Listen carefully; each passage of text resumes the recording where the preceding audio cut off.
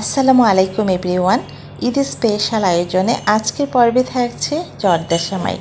জর্দা সেমাই নিয়ে অনেকের কমপ্লেন আছে, সেমাইটি রান্না করলে নরম হয়ে যায় কিংবা ঝরঝরে হয় না। সেমাইটি কিভাবে রান্না করলে হবে ঝরঝরে এবং সুস্বাদু, সেই টিপসগুলো আজ আমি আপনাদের সাথে শেয়ার করব বলে চলে এসেছি। আশা করছি প্রথম থেকে শেষ পর্যন্ত আমার সঙ্গেই থাকবেন। আজকে জর্দা সেমাই রান্না করার জন্য আমি এরকম রেশমি বা ভাজা সেমাই 200 গ্রামের প্যাকেটটি নিয়েছি। সেমাইটি যেহেতু প্যাকেটে লম্বাভাবে থাকে, রান্না করার সুবিধার্থে আমি প্যাকেটে থাকা অবস্থায় ঠিক এভাবে ভেঙে ছোট করে নিচ্ছি। তারপর প্যাকেট থেকে আলাদা একটি পাত্রে ঢেলে নিচ্ছি। এখন সেমাই রান্না করব, আর আজকে সেমাই রান্না করার জন্য আমি ঘি এবং তেল দুটোই একসাথে মিলিয়ে রান্না করব। আপনি চাইলে শুধু ঘি দিয়ে রান্না করতে পারেন, তবে কোনোভাবেই তেল দিয়ে রান্না করবেন না। এই জর্দা সেমাইটি ঘি দিয়ে রান্না করলে খেতে বেশি ভালো লাগে। এখন দিচ্ছি এখানে 2টি দারচিনি টুকরো, 4টি এলাচ এবং 1টি তেজপাতা, আর সাথে দিচ্ছি কিশমিশ, কাজু, পেস্তা এবং কাঠবাদাম।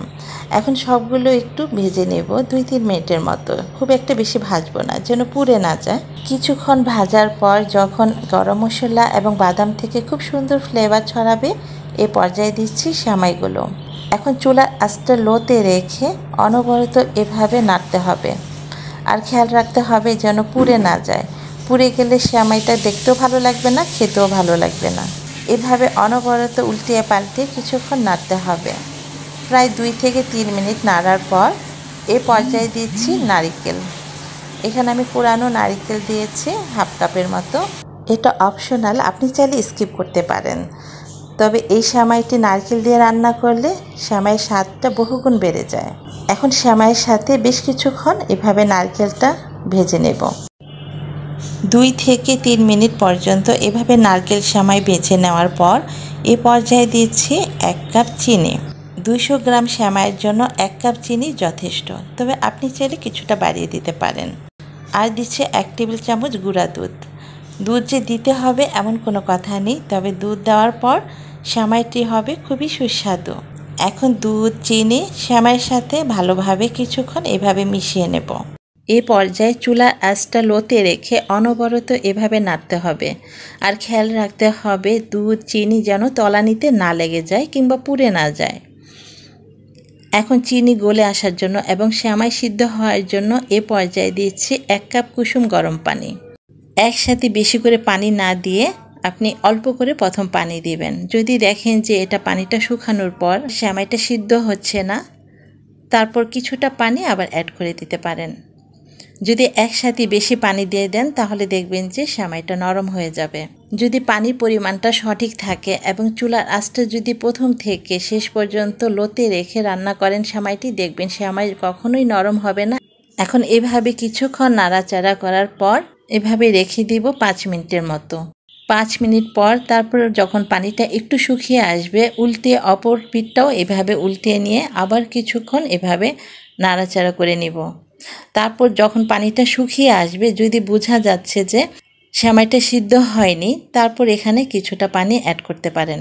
তাছাড়া চিনিটা গলেও কিন্তু কিছুটা পানি এখানে বের হয়ে আসবে, এবং চিনিটা এখানে গলে এবং সেমাইয়ের সাথে ভালোভাবে মিশিয়ে কালারটা দেখবেন চেঞ্জ হয়ে আসবে এবং একটু আঠালো আঠালো হবে। পানিটা শুকিয়ে আসার পর আমার কাছে মনে হচ্ছে যে সেমাইটা দেখুন আরেকটু সিদ্ধ হবে, ভালোভাবে সিদ্ধ হয়নি। সেজন্য আমি এখানে আরও কিছুটা কুসুম গরম পানি দিয়ে দিয়েছি। হাফ কাপের মতো দিয়েছি এখানে পানি। টোটাল আমার এখানে 1.5 কাপের মতো পানি লেগেছে। আপনাদের আর একটু কম বেশি লাগতে পারে, তবে আমার মনে হয় 200 গ্রাম সেমাইয়ের জন্য 1.5 কাপ পানি যথেষ্ট হবে। এখন আরও কিছুক্ষণ 5 মিনিটের মতো এভাবে নেড়ে চেড়ে সেমাইটা রান্না করব। এখন দেখুন সেমাইটা সিদ্ধ হয়ে গেছে এবং প্যান থেকে দেখুন একটু আলাদা হয়ে আসছে।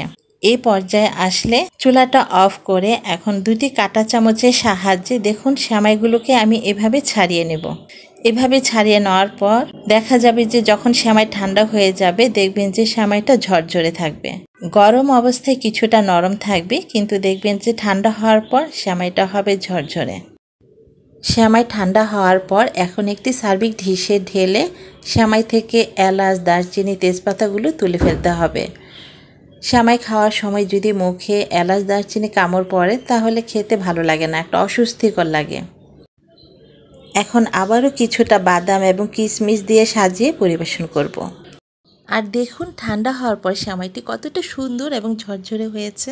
আশা করছি আমার প্রতিটি টিপস ফলো করে ঈদে কিংবা যে কোনো অকেশনে আমার মতো আপনিও এখন থেকে সুন্দর এবং ঝরঝরে ও খুবই সুস্বাদু এই সেমাইটি রান্না করতে পারবেন।